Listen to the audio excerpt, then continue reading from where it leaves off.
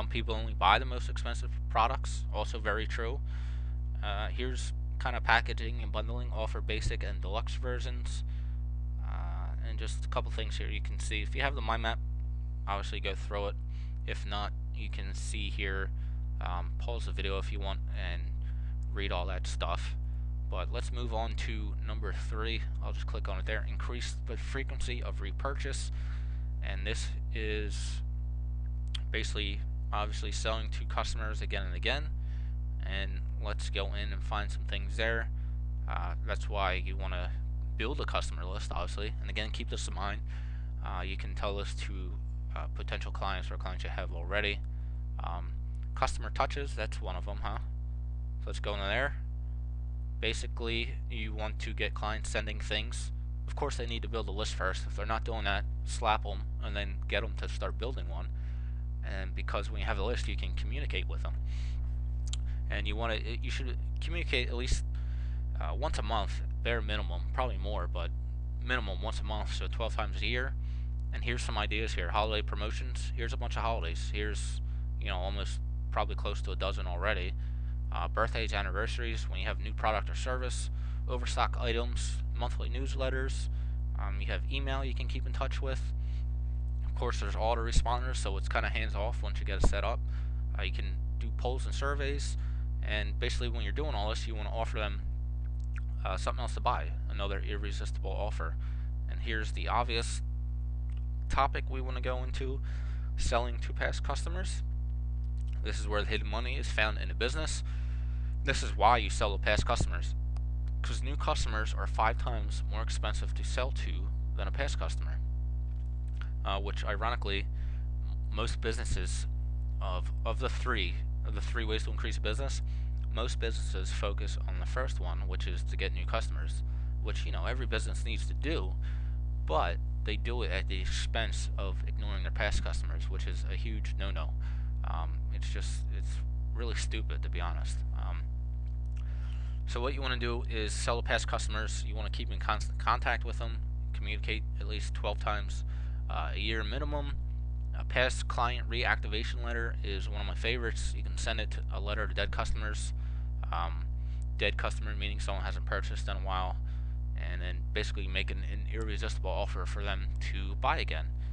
And you can see here the 30% response rate is not uncommon, and the red, huge leap in income, can be seen just from using this one strategy every few months.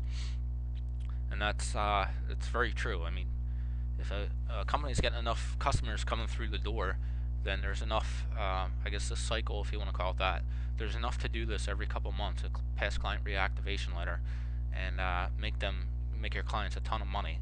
So imagine you being the one that told them to do this, and getting a letter and helping them get it out and things like that. You're going to look like a hero. So there's different ways to sell to past customers.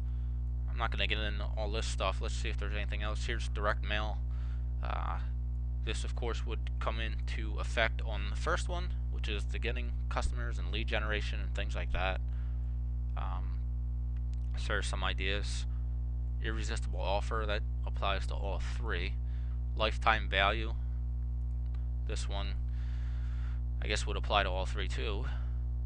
But let's go back to the PowerPoint and wrap this up here.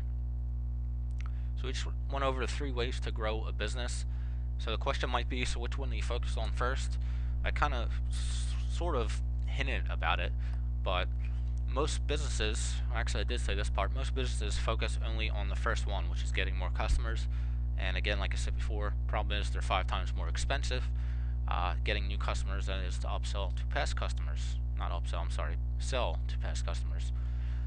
And again, business still needs to focus on getting new customers or clients, but don't make that your only focus, especially when past customers are being ignored. So back to the question, which one are you focused on first? And this is especially if you're new to being a marketing consultant, or if you're thinking about getting started.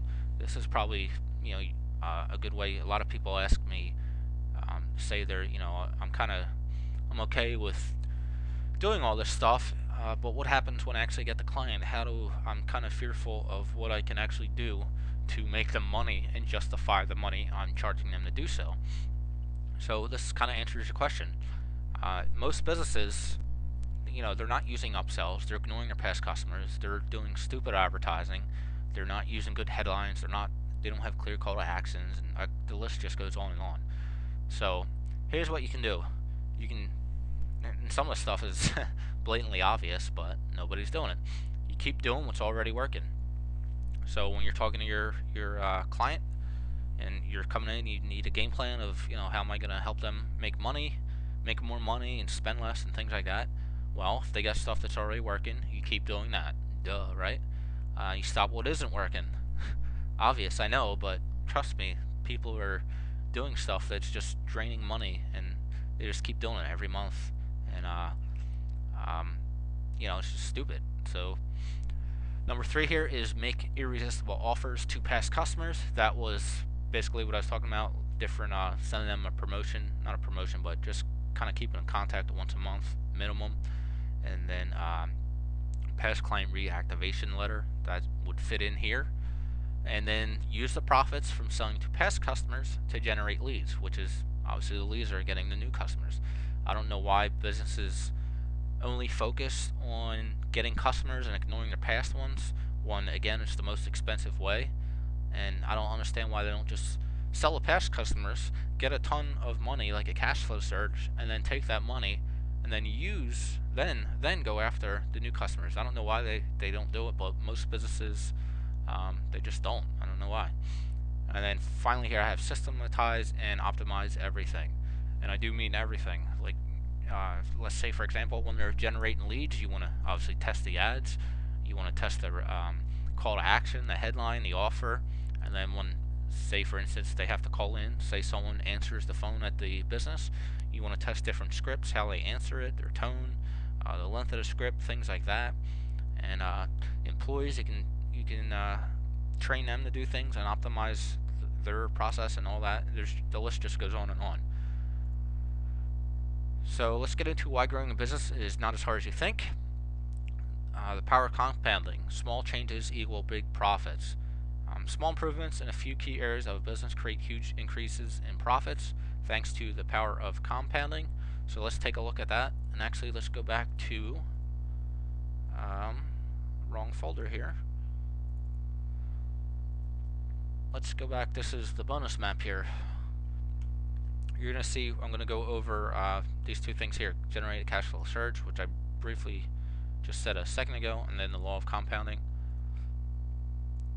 So you can see here it's not really that difficult to actually to double a business.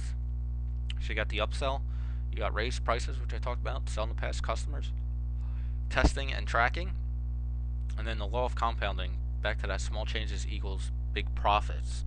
Let's see why that is. And actually, I'm going to open up an Excel file and show you more in detail. So, small 15% increase in the following areas leads to doubling your business.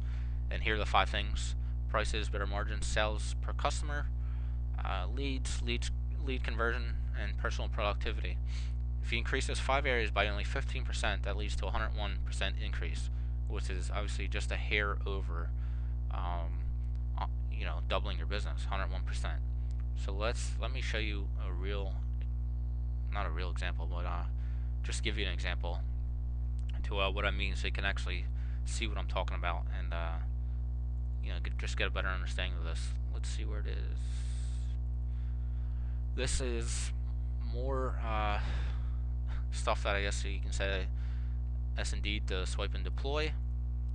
Paul Lumberg, I don't know if anyone's heard of him, but he had this chart that he gave out to people a while, probably about 6 months ago now, whatever.